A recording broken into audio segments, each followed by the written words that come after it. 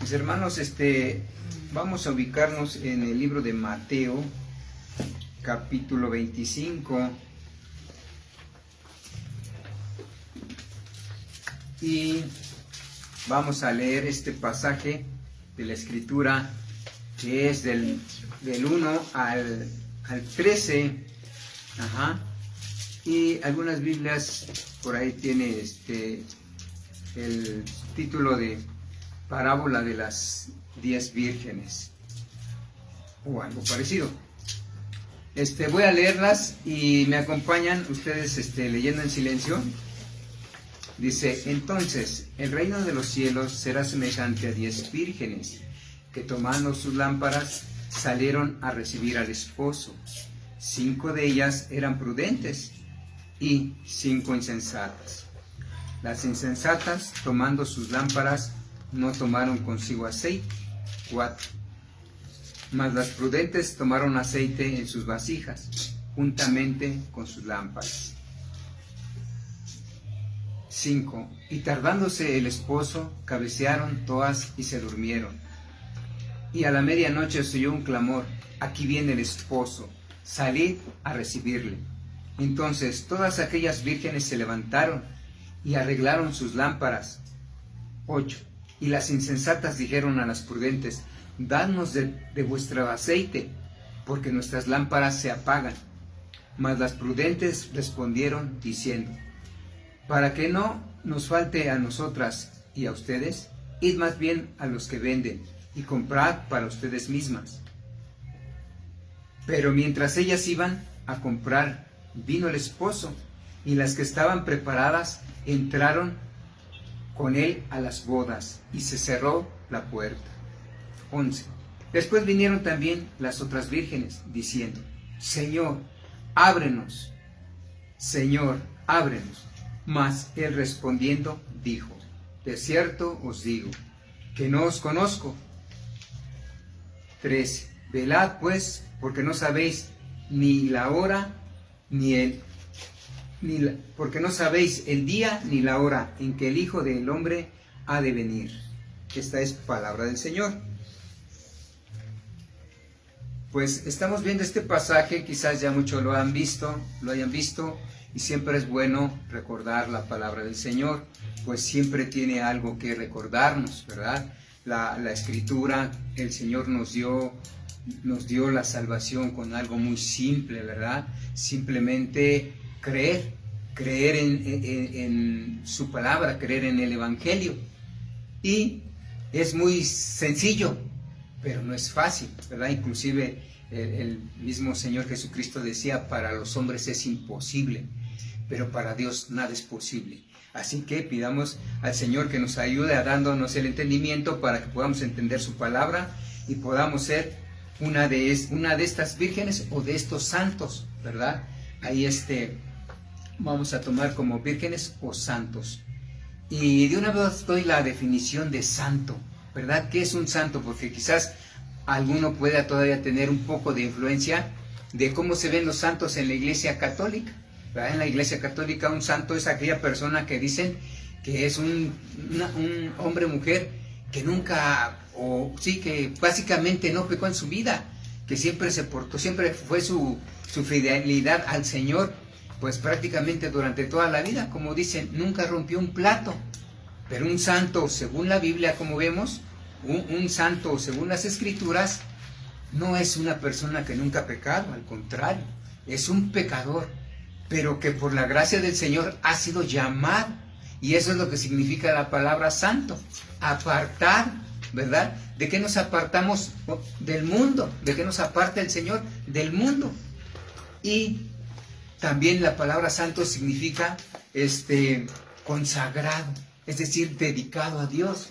Y eso es lo que somos nosotros. Por eso en muchas cartas de la Escritura vemos que el apóstol Pablo se dirige a los santos de Tesalónica, a los santos de tal lugar. Así aquí en este lugar hay santos, habemos santos y vírgenes, ¿verdad? Y pues es lo que vamos a ver el día de hoy. Como introducción voy a leer Jeremías, que dice Jeremías: ¿se olvidará una virgen de sus adornos? o un novio de sus atavíos, o una novia de su atavío. Es decir, ¿alguna novia se podrá olvidar de su ajuar de novia? Dice el Señor, pues mi pueblo se ha olvidado por innumerables días, ¿verdad? Y esto es algo que parecería prácticamente imposible, ¿verdad? Porque ¿qué es una mujer enamorada, una novia enamorada que se va a casar en el día de su boda? Si está enamorada, bueno, la palabra enamorada dice que es meter en amor. Enamorada dice, ha recibido un sentimiento. Es una novia que tiene un interés profundo, ha sido cautivada, ¿verdad?, por el novio, y hay un deseo de estar, pues, prácticamente siempre con él, ¿verdad? Y ese deseo es físico y espiritual, y eso es lo que es una novia. Entonces, en el día de su boda, por más humilde que sea, quiere ir lo mejor presentable, quiere dar su mejor cara de sí misma, lo mejor que tiene de ella para ofrecerla al novio.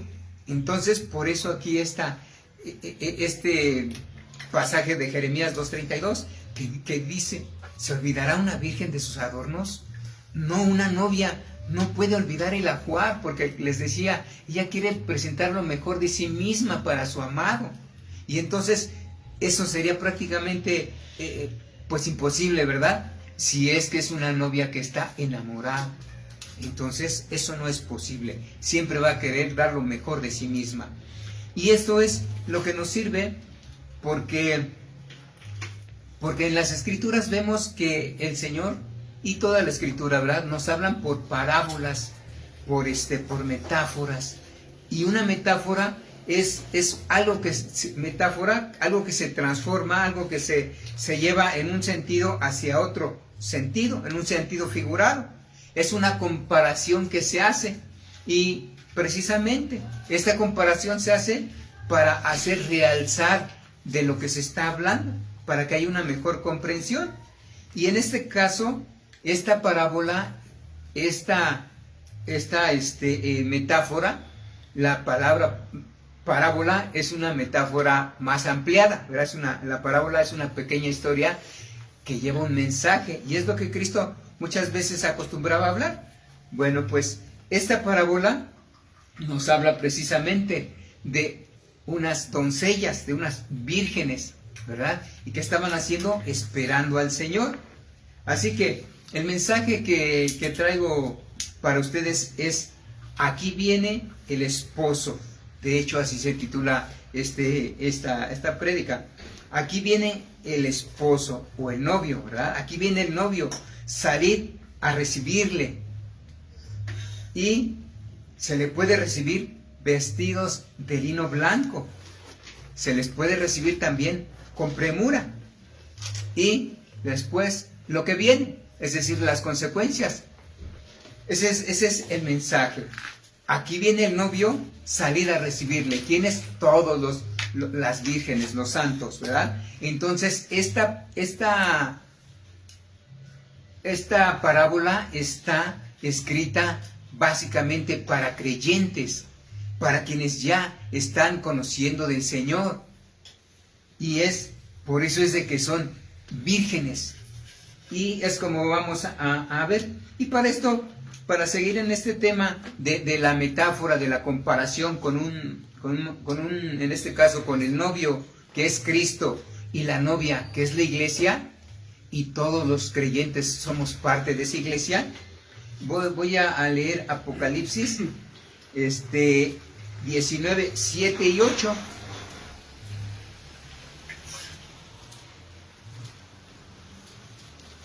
Y dice la palabra del Señor.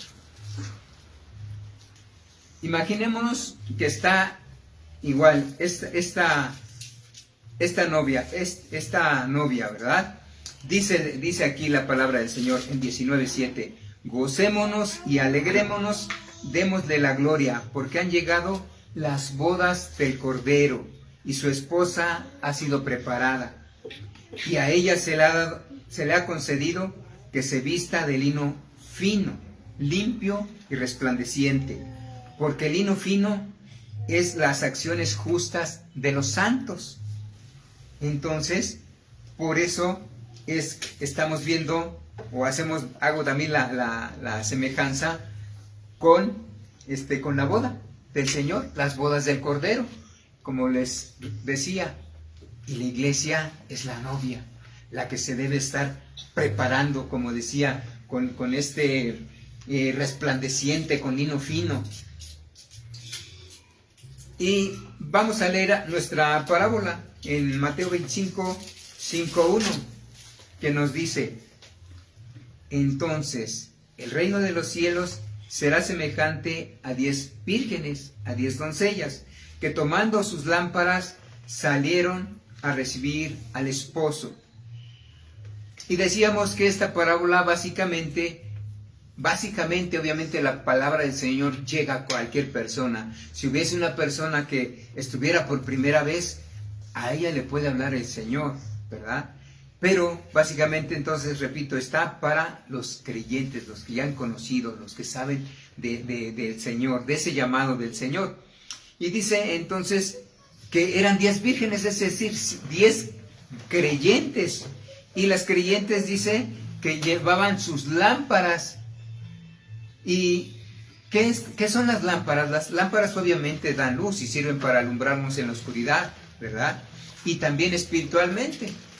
Aquí en el libro de los Salmos dice: lámpara es a mis pies tu palabra y lumbrera a mi camino. Esto es en el Salmo 119, 105. Entonces dice: lámpara es a mis pies tu palabra. ¿Qué nos va a evitar el que tropecemos, el que andemos en tinieblas? La palabra del Señor, ¿verdad? Esa es la lámpara. Y dice que aún es lumbrera al camino del creyente, al camino de aquel que ha confiado en el Señor. Y aquí vemos esta parábola donde precisamente dice que el reino de los cielos es semejante a 10 vírgenes que, tomando sus lámparas, dice que salieron a recibir al esposo. En el 2 dice: 5 de ellas eran prudentes y 5 insensatas. Y aquí vemos otra situación. Vemos que dice que habían 10 vírgenes, es decir, 10 creyentes, ¿verdad? 10 creyentes, 10 vírgenes que estaban esperando que al novio, esa boda que hay con el Cordero de Dios. Y entonces dice que el Señor, que todo lo ve, dice que 5 de ellas eran prudentes, es decir, eran obedientes, eran sensatas, estaban en la voluntad del Señor. Dice: 5 de ellas eran prudentes y 5 insensatas. En el 3, las insensatas, tomando sus lámparas, no tomaron consigo el aceite. Y el aceite, en la palabra vemos que hace referencia al Espíritu Santo. En Efesios 1:13 dice que el Señor, cuando nosotros depositamos nuestra fe en el Señor, Él dice también, voy aquí a Efesios 1:13, dice: en Él también ustedes, habiendo oído la palabra de verdad, el Evangelio, ¿qué es el Evangelio? De nuestra salvación, y habiendo creído en Él, fuiste sellados con el Espíritu Santo de la promesa. El Señor, a todo creyente, a todo aquel que ha puesto su fe en que por la muerte de Cristo sus pecados han sido perdonados, Él le da el Espíritu Santo. Ese Espíritu lo simboliza la palabra muchas veces con el aceite. Es el aceite que el Señor da a los creyentes, a los que han creído en Él. Porque dice aquí mismo en el 2:8, porque por gracia somos salvos, ¿verdad?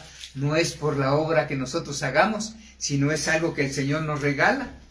Y entonces vemos, volviendo a nuestro pasaje, de que vemos que había 5 vírgenes, 5 creyentes que eran prudentes, es decir, que habían creído y tenían ese aceite, esa confianza en el Señor. Pero habían 5 insensatas. Dice en el 3, las insensatas tomando sus lámparas no tomaron consigo el aceite.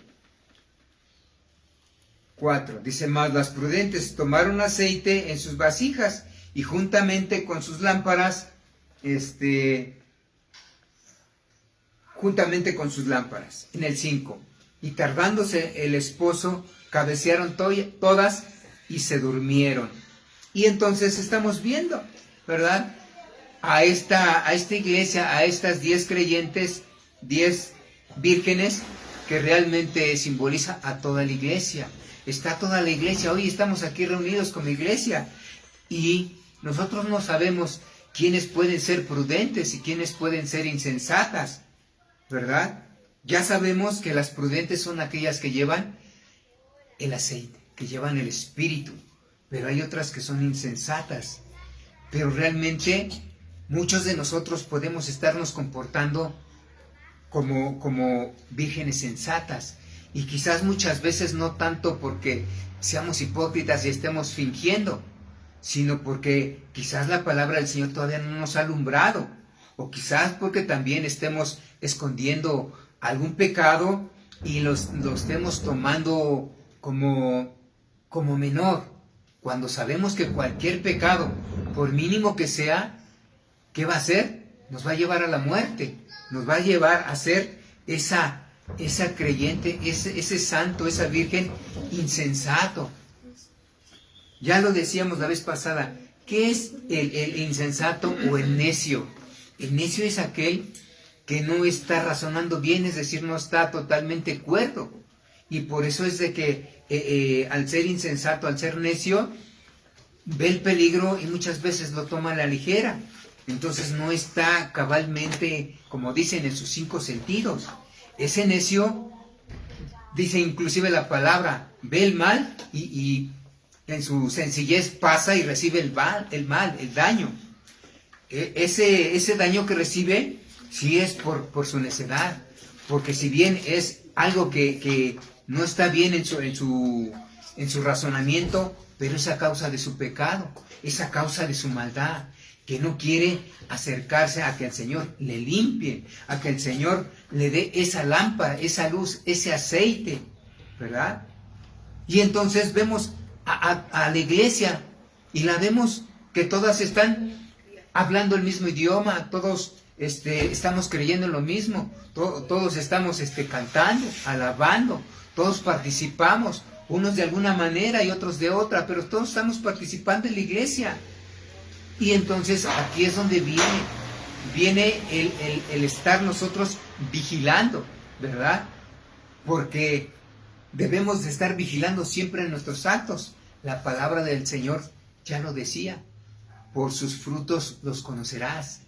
Y entonces muchas veces el pecado nos engaña, pero nuestras acciones nos van diciendo, inclusive uno mismo sabe contra qué pecado está luchando, ¿verdad? Y sabemos que muchas veces sí nos dejamos dominar, o quizás muchas veces el pecado lo estamos, como decía, lo estamos desvalorando, lo estamos haciendo pequeño, no lo vemos como algo que nos puede llevar a la muerte, algo que nos puede llevar a esa insensatez de estar siendo contados como esas 5 vírgenes insensatas, ¿verdad? Y entonces, en el 7 dice, y entonces todas aquellas vírgenes se levantaron, arreglaron sus lámparas. Esto fue, dice, al llamado, en el 6 leo, y a la medianoche se oyó un clamor, aquí viene el esposo, salid a recibirle, ¿verdad? Decía que el mensaje es, aquí viene el esposo, salir a recibirle, y todos vamos a salir a recibirle, unos vestidos de lino fino, ¿verdad? Como la novia con su ajuar y lo mejor de sí mismo, o con premura. Y en este caso, les decía, aquí estamos antes de que llegue. Cuando estamos en la espera, todos parecemos igual, todos hablamos lo mismo, todos nos estamos bendiciendo unos a otros. Pero ¿qué hay verdaderamente dentro de nuestros corazones? El Señor lo sabe, pero también nosotros lo sabemos. El Señor nos indica, nos dice nuestros pecados. Y aparte, sabemos que Él, con su muerte, ya nos perdonó, ya nos dio el poder ser limpios, ¿verdad? El poder ahora presentarnos y estar esperando al esposo en una pulcritud, gracias a que hemos creído en ese sacrificio del Señor. Así que aquí dice, y a la medianoche, aquí la medianoche está representando precisamente cuando muchas veces como iglesia, les decía, venimos cada 8 días a nuestras reuniones, estamos orando, estamos alabando al Señor, estamos orando por los demás hermanos y nos comportamos como el Señor nos manda. Pero a la medianoche dice, aquí nos está diciendo que el Señor se hace esperar, no llega pronto, ¿verdad? Hay una espera y la medianoche precisamente simboliza esa fatiga, esa espera, ese cansancio y muchas veces las tribulaciones que vamos teniendo en la vida, en nuestra vida como creyentes, y que en determinado momento se puede manifestar como cansancio, como pesadez. Y es donde nosotros muchas veces podemos caer y ser de estas vírgenes insensatas que se olvidan de estarse preparando, de estarse fortaleciendo en la palabra del Señor.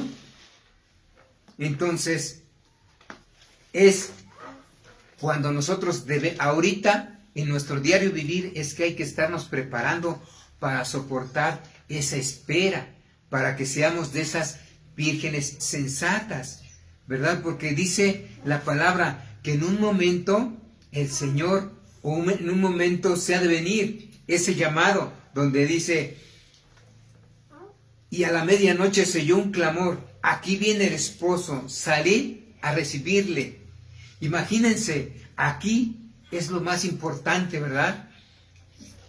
Y de aquí viene el título, dice, aquí viene el esposo, salid a recibirle.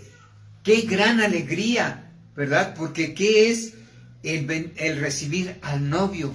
Es recibir a esa persona que estamos amando y estamos esperando que se cumplan todo lo que Él nos ha prometido, porque ese novio nos ha enamorado con su palabra, con sus promesas, y nos ha prometido vida eterna, vivir una vida donde efectivamente, aquí sí no es como en este mundo que nos cuentan fantasías de donde se casaba el príncipe con la princesa y decía, y fueron felices para siempre, lo cual es una contradicción a la realidad, porque la realidad es de que te casas y empiezas a vivir la realidad.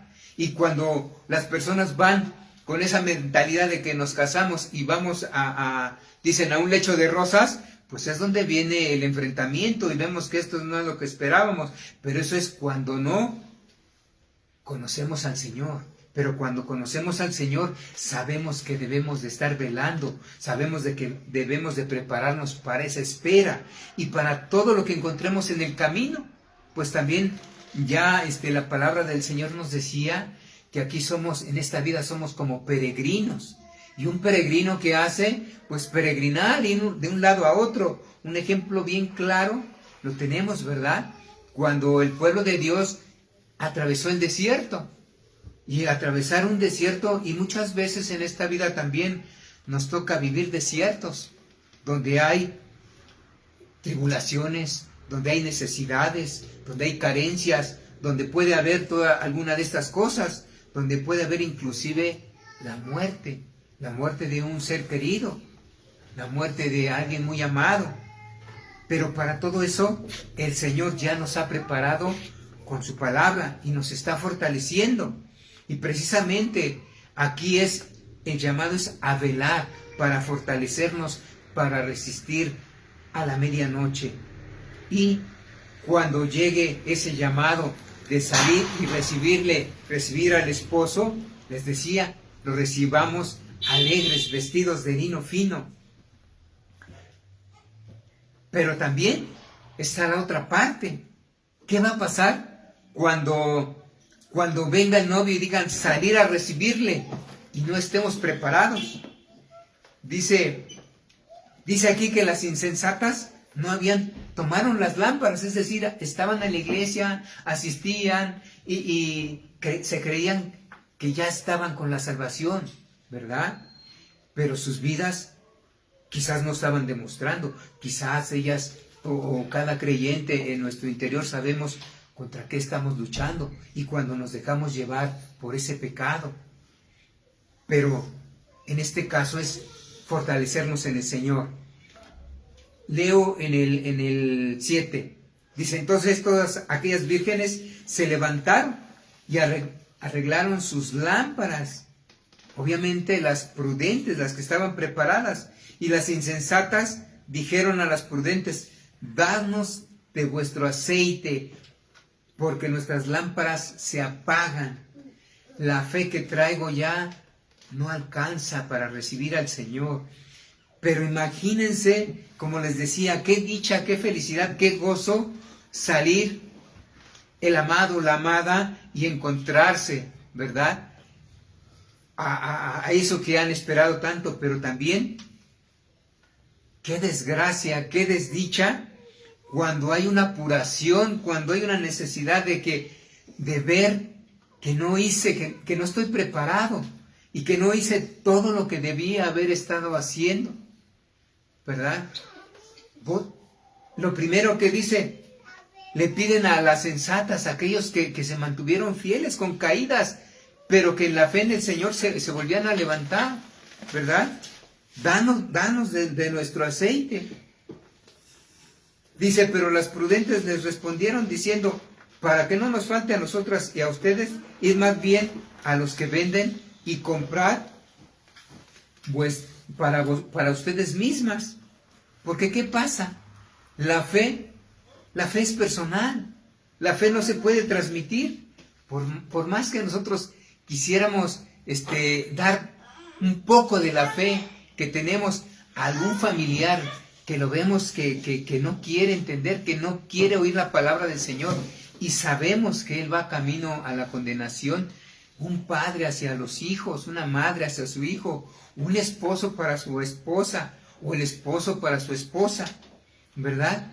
Que quisiéramos compartir un poco de la fe, pero no, la fe es personal, la fe no se puede repartir, es personal, es la comunión y es lo que hemos estado viviendo y es lo que vamos ganando nosotros como creyentes día a día, cuando estamos oyendo la palabra del Señor, cuando le pedimos que nos dé el entendimiento, porque muchas veces no lo entendemos, muchas veces aún escuchando la palabra del Señor en nuestra carnalidad, seguimos arrastrando pecados, pero sabemos que en el Señor hay perdón de pecados. Dice en primera carta a Juan, y Él es fiel y justo para perdonar nuestros pecados y limpiarnos de toda maldad. Si confesamos nuestros pecados, si los reconocemos, si hacemos por apartarnos del pecado, ¿verdad? Y entonces, la fe no se puede dar, por más que quisiéramos darle a un ser querido, no se puede. Así que, dice, después vinieron también las otras vírgenes, diciendo, Señor, Señor, ábrenos. Entonces, esto sería el tercer punto. ¿Qué viene después de salir a recibir al novio? Pues ya dijimos, el gozo, la felicidad eterna, si se trabajó, si se preparó el creyente. O aquí vemos, viene la premura, la angustia, la apuración, el querer en ese momento tener o hacer lo que en toda nuestra vida no hicimos. Cuando nos hablaron de la palabra de Dios, hicimos poco caso. Y después cuando empezamos a escucharla y pues pensábamos en muchas cosas, o dábamos más importancia a cosas de la vida y no poniendo nuestra mira en Cristo, en la vida eterna. Y entonces aquí vienen las consecuencias. Dice en el 10, vuelvo a leer, dice, pero mientras iban a comprar, es decir, ya no podían, fueron, pero ya nada más se puede decir, andaban dando vueltas angustiadas.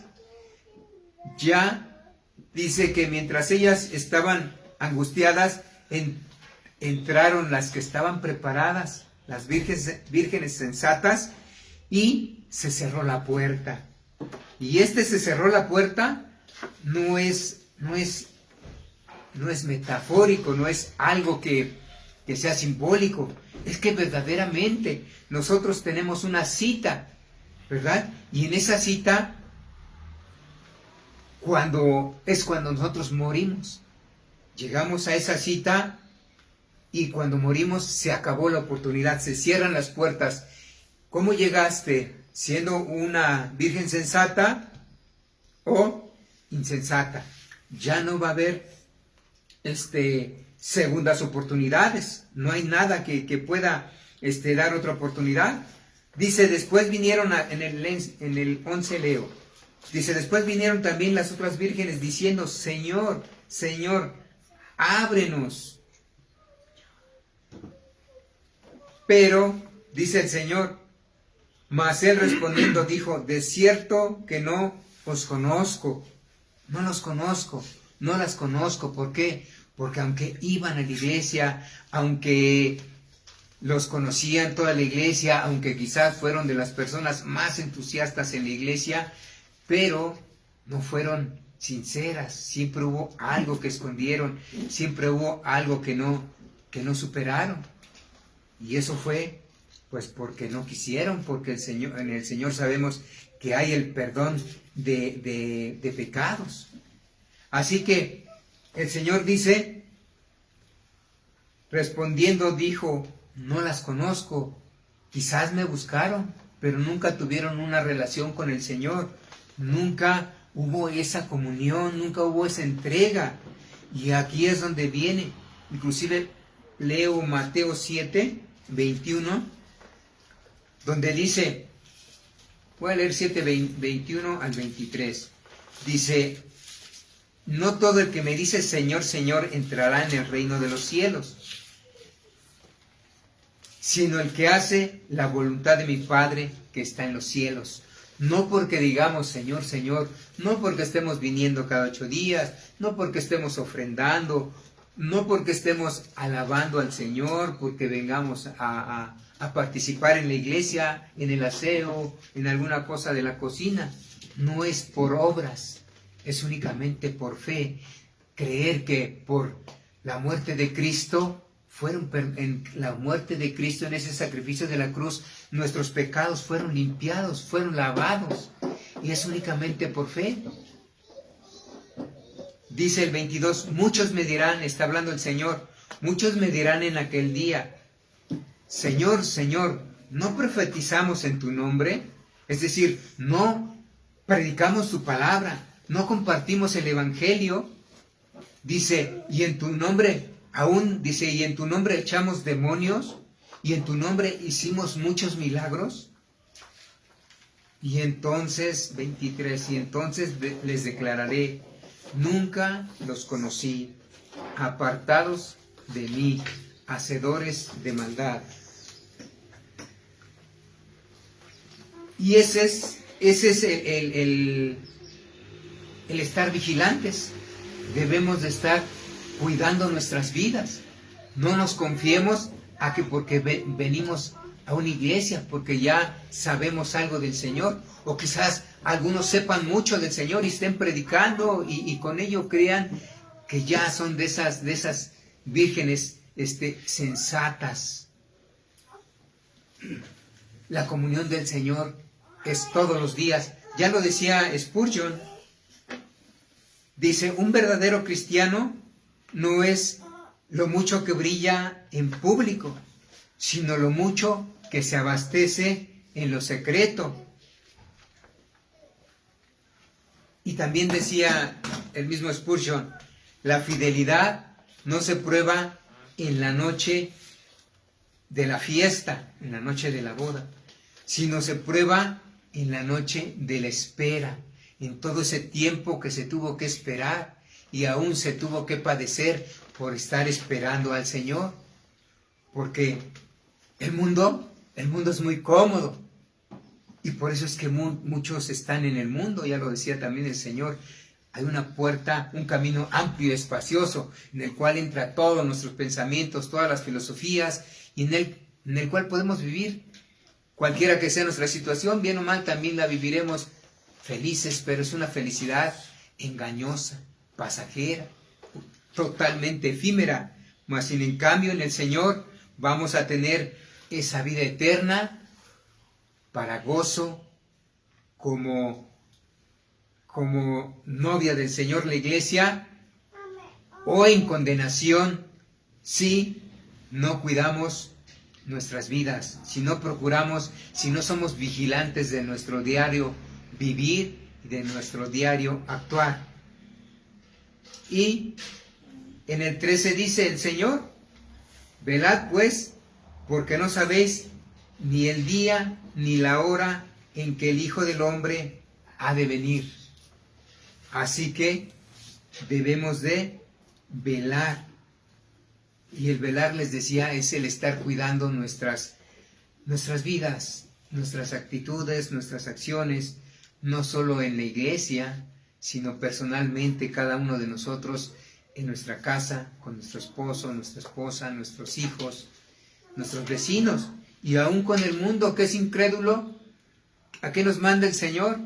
A perdonar y a orar por ellos, y máxime cuando los conocemos, ¿verdad? Debemos entonces de estar velando y orando. Y pues concluyendo es eso. Concluimos diciendo: el llamado está. Aquí viene el esposo, salir a recibirle. Y ya en la prédica pasada, donde también hablamos sobre una cita que todos tenemos y que nadie va a faltar, pues es la muerte. Y en la muerte nadie va a faltar, pero igual, ¿cómo vamos a presentarnos a ese día de nuestra muerte?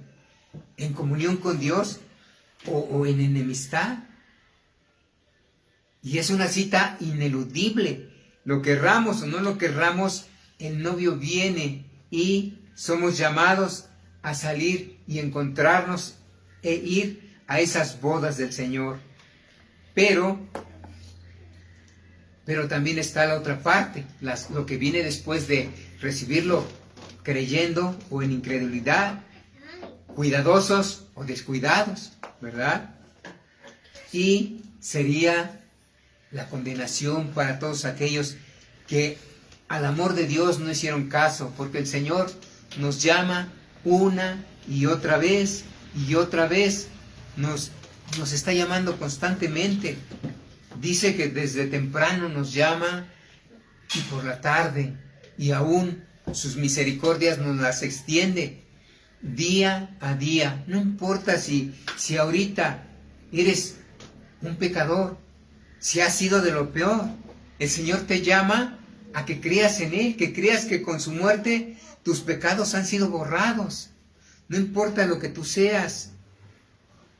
El Señor perdonó a un ladrón que inclusive quizás fue asesino, que fue de lo peor, que toda su vida se la pasó apartado del Señor. Pero en un momento el Señor le dio la oportunidad de que Él se arrepintiera, que creyera. Y así hoy nosotros somos llamados a ser creyentes en el Señor, a creer, a no ser incrédulos, ¿verdad? Y esa es, pues, la conclusión. ¿Cómo podíamos aplicar esto en la iglesia? Y ya les decía, en la palabra del Señor dice que nosotros, todo aquel que ha creído en Cristo, ¿qué somos? Somos santos, ¿verdad? Somos santos, ¿por qué? porque al poner nuestra fe en el sacrificio de nuestro Señor Jesucristo, Él pagó toda nuestra deuda. Ahora nosotros ya no debemos nada. Por eso es de que ahora somos santos, aunque todavía tengamos lucha con el pecado. Dijimos que el santo es aquel que se aparta del mundo, que está luchando contra el mundo que lo jala, y él ya no se entrega al mundo, ahora lucha contra ese mundo, contra ese pecado. Y en la iglesia, como creyentes, porque les decía, esta parábola es básicamente para los creyentes, y como creyentes aún vamos a recibir mayor condenación si ponemos oídos sordos a esos avisos del Señor que nos da de nuestro pecado.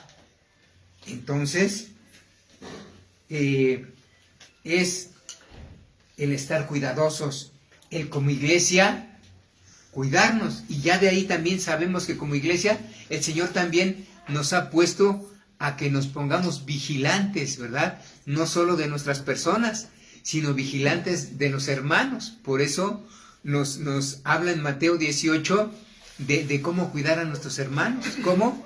Con la disciplina. Si vemos a un hermano que está haciendo algo malo, en el amor de este mundo, pues para no hacerlo sentir mal, no le digo nada. En el amor de este mundo, para no haber que haya un roce, pues me callo y digo, pues el Señor lo ayude y al rato deje su pecado. Pero no, si amo a mi hermano, tengo que avisarle. Y es más, nosotros somos puestos como atalayas, como esas personas que avisan, ¿verdad? Como esas personas que llevan su lámpara y son luz para los demás. Y no seríamos luz si no le avisamos de su falla.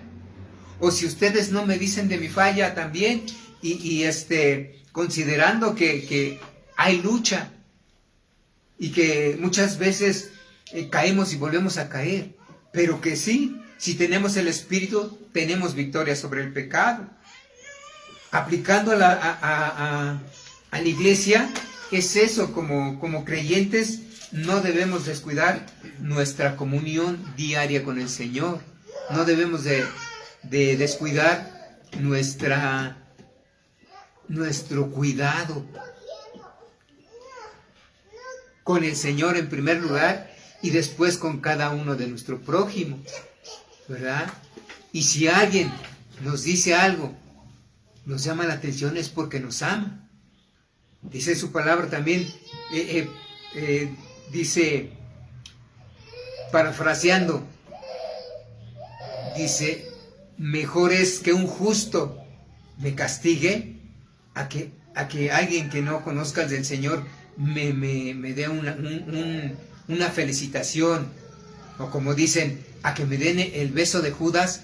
Prefiero que un hermano me llame la atención y me diga, estás fallando en esto, ten cuidado, hermano, apártate de este camino, porque el destino, lo que te espera es terrible, y cualquier castigo que tuviésemos en este mundo, cualquier disciplina que tuviéramos de nuestra pareja, de la misma iglesia, sería insignificante, sería un amor para con nosotros, ¿verdad?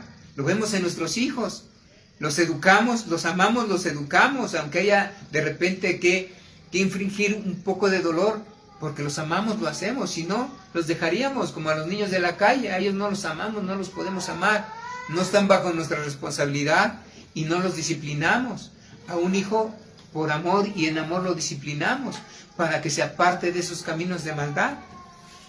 Y entonces así poder llegar a ese día como empezamos nuestro pasaje, llegando a ese llamado.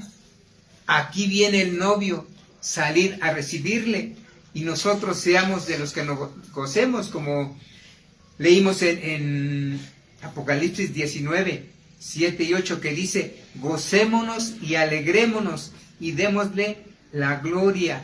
¿A quién le damos la gloria? A nuestro Dios, a Jesucristo, a ese Cordero que con su muerte nos hizo estar limpios, nos dio esas vestiduras blancas. Y dice, porque han llegado las bodas del Cordero. Un día va a llegar ese momento en que estemos presentes ante el Señor, el día que partamos de este mundo. Dice, y su esposa se ha preparado. Seamos de esas vírgenes sensatas que se preparan, de esos santos, ¿verdad?, que están vestidos de lino fino. En el 8 dice, y a ella, a esa iglesia, a esos santos y a esas vírgenes se les ha concedido que se vistan de lino limpio y resplandeciente, ese lino que son las vestiduras que Dios nos dio, que Jesús nos lavó de nuestra maldad y de todo lo sucio que tenemos, y nos ha hecho vestir ahora de lino fino, blanco y resplandeciente.